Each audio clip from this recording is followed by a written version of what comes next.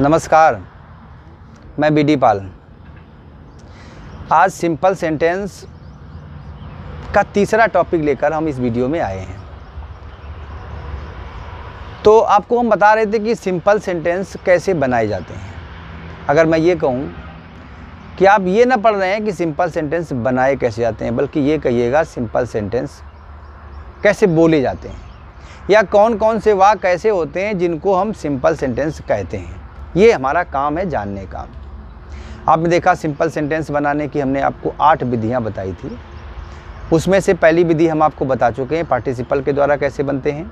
दूसरी विधि आपको बता चुके हैं कि इन्फिनिटिव के द्वारा कैसे बनते हैं।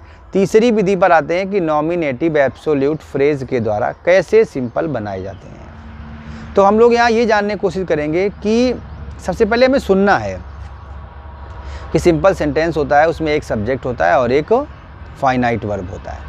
किसी भी वाक्य में, जिसको आपने पढ़ा साधारण वाक्य हैं, ये EJMR के प्रयोग में लोग बचपन में पढ़ाया करते थे, हमें छोटे छोटे बताया जाते थे कि सिंपल सेंटेंस है भैया, साधारण वाक्यों में EJMR का प्रयोग होता है। जबकि हम आपको बता रहे हैं हर वो वाक्य सिंपल होता है जिसमें एक सब्जेक्ट होता है और एक फाइनाइट वर्ब होता है। हम यहाँ बताएंगे नॉमिनेटिव एब्सोल्यूट फ्रेज क्या होता है। देखिए, नॉमिनेटिव एब्सोल्यूट फ्रेज उसे कहते हैं जब पार्टिसिपल से पहले कोई नाउन या प्रोनाउन रखा होता है, तो ऐसे अंग्रेजी के वाक्य को हम एब्सोल्यूट फ्रेज के नाम से जानते हैं। होता क्या है कि जो पार्टिसिपल होता है वो, आप जानते हैं पार्टिसिपल 3 प्रकार के होते हैं: प्रेजेंट पार्टिसिपल, पास्ट पार्टिसिपल और परफेक्ट पार्टिसिपल। तो देखिए, मैं आपसे बता रहा हूँ कि इसमें जो नॉमिनेटिव एब्सोल्यूट है, इसमें क्या करते हैं, जो इज, एम, आर, वाज, वर होते हैं, ये सब बी के फॉर्म होते हैं, और इन्हें हम क्या करते हैं कि बीइंग में कन्वर्ट कर देते हैं। जब इन्हें पार्टिसिपल बनाएंगे तो बी का present tense form is, am, are है, past tense form was, were है, और इसका थर्ड फॉर्म बीन होता है और फोर्थ फॉर्म बीइंग होता है। तो हम क्या करते हैं, नॉमिनेटिव एब्सोल्यूट में पार्टिसिपल से पहले जो कर्ता होता है उसे हम फ्री कर देते हैं, क्योंकि पार्टिसिपल का मतलब होता है कि ये बन रहा है किससे, वर्ब से काम कर रहा है, एडजेक्टिव का। और नॉमिनेटिव मीन्स होता है नाउन या प्रोनाउन, ठीक है। और ज़्यादातर क्या करते हैं कि नॉमिनेटिव एब्सोल्यूट फ्रेज का प्रयोग उसी समय किया जाता है जब आप देखेंगे, जब दोनों वाक्यों के सब्जेक्ट अलग अलग होते हैं। दोनों वाक्यों के सब्जेक्ट क्या होते हैं, अलग अलग होते हैं। और इसमें पार्टिसिपल से पहले सब नॉमिनेटिव का होना ज़रूरी है, क्योंकि एक सब्जेक्ट को हम क्या करेंगे, फ्री करेंगे। एक सब्जेक्ट, आप देखिए हमने ये लिख रखा है बोर्ड पे कि बी को बीइंग बना देते हैं। अगर is, am, are, was, were है, नॉमिनेटिव का एब्सोल्यूट का प्रयोग करना है तो हम वहाँ पर बीइंग का प्रयोग करते हैं। अगर कर्ता के तुरंत बाद वर्ब का कौन सा फॉर्म है, सेकेंड फॉर्म, तो हम हैविंग प्लस वर्ब का क्या लगाएंगे, वर्ब का थर्ड फॉर्म प्रयोग करते हैं। हैविंग प्लस वर्ब का थर्ड फॉर्म का प्रयोग करते हैं। अगर वाक्य पैसिव वॉइस में है तो हम हैविंग बीन प्लस वर्ब के थर्ड फॉर्म का प्रयोग करते हैं। ध्यान क्या रखेंगे, जो घटना पहले घटित होती है उसी को हम नॉमिनेटिव एब्सोल्यूट फ्रेज बनाते हैं। जैसे देखो इसमें क्या लिखा है, इट वाज बैड वेदर, खराब मौसम था, हम बाहर नहीं जा सके। तो पहले मौसम खराब था तब हम बाहर ना, तो हम इसको बनाएंगे नॉमिनेटिव एब्सोल्यूट। इसका जो सब्जेक्ट ये है, इसको हम एब्सोल्यूट करेंगे। इसमें लिखा है the time was over, the game was stopped, तो यहाँ पर क्या है, समय समाप्त हो गया था और गेम रोक दिया गया। तो इसमें पहले समय समाप्त हुआ, तो ये नॉमिनेटिव है, इस कर्ता को हम फ्री करेंगे। और जो ये वर्ब है, इस वर्ब को हम क्या बनाएंगे, पार्टिसिपल के रूप में कन्वर्ट करेंगे।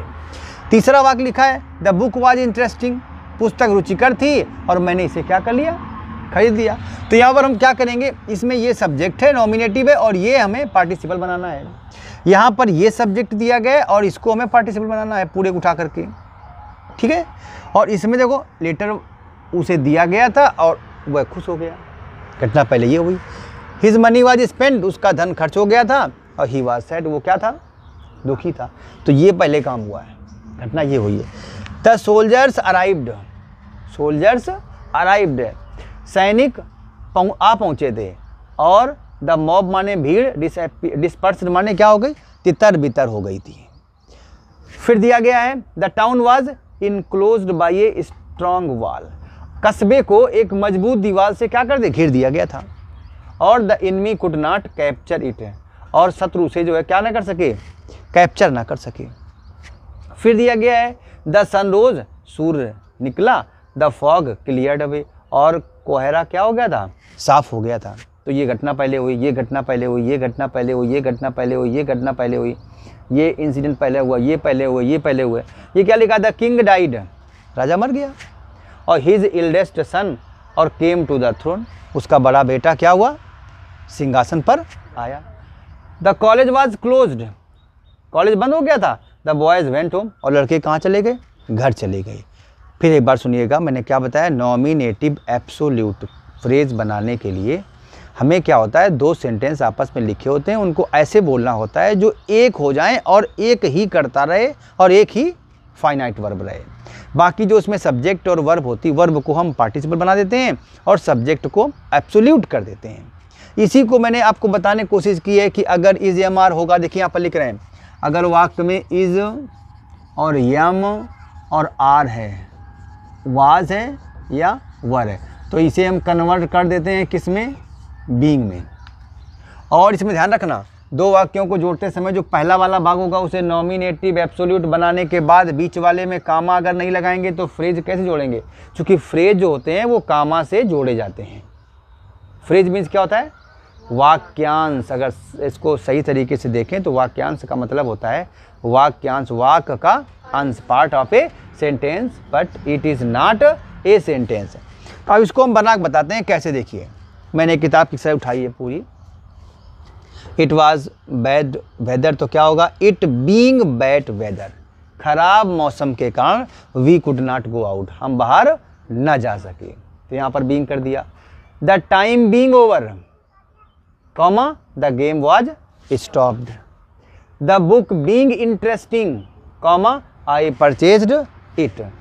द लेटर वॉज गिवन, तो क्या होगा, the letter having been given to him, ये पैसिव वॉइस है, comma he was pleased.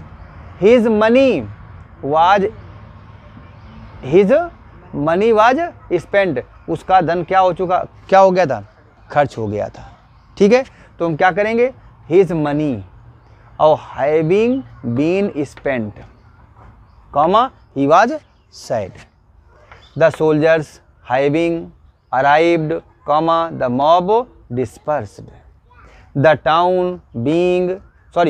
Town having been enclosed by a strong wall, comma the enemy could not capture it. ठीक है, और फिर यहाँ क्या दिया हुआ है, the sun having risen, okay, comma the fog cleared away. यहाँ दिया गया है the king having died, comma his eldest son came to the throne. Throne means क्या होता है, सिंहासन। फिर दिया गया है the college having been closed, comma the boys went home. तो ये टॉपिक था हमारा क्या, नॉमिनेटिव एब्सोल्यूट। देखिए, छोटा टॉपिक था, मैंने फिर बताने की कोशिश की है। फिर मैं एक बार आपसे बात कहता हूँ, एक नया नाम आपको मिला है क्या, नॉमिनेटिव एब्सोल्यूट फ्रेज के द्वारा दो या दो से अधिक वाक्यों को क्या बनाना, सिंपल बनाना। मैं फिर कहता हूँ, आप सारे वाक्य जानते हैं, हम पहचानने का काम हमारा है, क्योंकि वही वाक्य सिंपल भी होता है, वही वाक्य। तो देखिए, तो हमने आपको बताया कि जो आपका ये सिंपल सेंटेंस बनाने की विधि है नॉमिनेटिव एब्सोल्यूट फ्रेज के द्वारा, इसमें क्या होता है, चलते चलते से मैं बताऊंगा इसकी डेफिनेशन फिर, कि जब भी वर्ब को पार्टिसिपल बना दें, उससे पहले दिया गया जो नॉमिनेटिव है या जो नाउन प्रोनाउन है उसको फ्री कर देते हैं। जो घटना पहले घटित होती है उसी को नॉमिनेटिव एब्सोल्यूट फ्रेज बनाया जाता है। पहली कंडीशन इसकी ये है। दूसरी कंडीशन क्या है, दोनों वाक्यों के सब्जेक्ट अलग अलग होने चाहिए। अगर अलग अलग नहीं है तो ये पार्टिसिपल बन जाता है, जो आप पहले। तो देखिए, मैं आपसे बात कर रहा था कि नॉमिनेटिव एब्सोल्यूट के द्वारा जब भी आप दो वाक्यों को सिंपल बनाते हैं तो तीन बातें आपको याद रखनी है। थोड़ी सी बात मेरी वहाँ कट गई थी, प्रॉब्लम होती है काम करने में। नंबर एक तो ये है कि नॉमिनेटिव एब्सोल्यूट का प्रयोग उसी समय होता है जब दोनों वाक्यों के सब्जेक्ट अलग अलग होते हैं। नंबर एक शर्त। दूसरी शर्त ये होती है कि जो घटना पहले घटित होती है उसी वाले भाग को हम उसके सब्जेक्ट को क्या करते हैं, नॉमिनेट को एब्सोल्यूट कर देते हैं। तीसरी बात याद रखेंगे, दोनों वाक्यों को जोड़ते समय कॉमा लगाना नहीं भूलेंगे। और चौथी बात है, एक्टिव वॉइस में वाक्य होगा तो बीइंग लगाएंगे, हैविंग प्लस वर्ब का थर्ड फॉर्म लगाएंगे।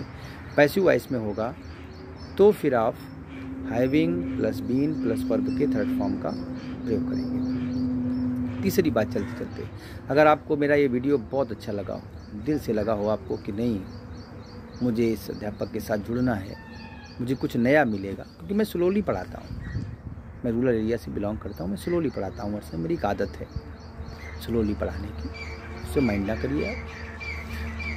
तो अगर आपको दिल से लगता है कि नहीं मुझे सब्सक्राइबर तो तब बनना है जब मुझे कुछ मिलेगा, अगर आपको मिला हो, आपको मिल रहा हो, तो प्लीज़ मेरा चैनल सब्सक्राइब करें, लाइक करें और आई हुई प्रॉब्लम्स को आप कमेंट करें, ठीक है। जैसे जैसे आपके कमेंट आएंगे मैं आपके साथ जुड़ूंगा, आपको सॉल्व करूंगा, और एक जो रिलेशन होता है टीचर और टाट के बीच में, उसे डेवलप करने की कोशिश करूंगा। ओके, तो आप सबको मेरा नमस्कार, थैंक यू।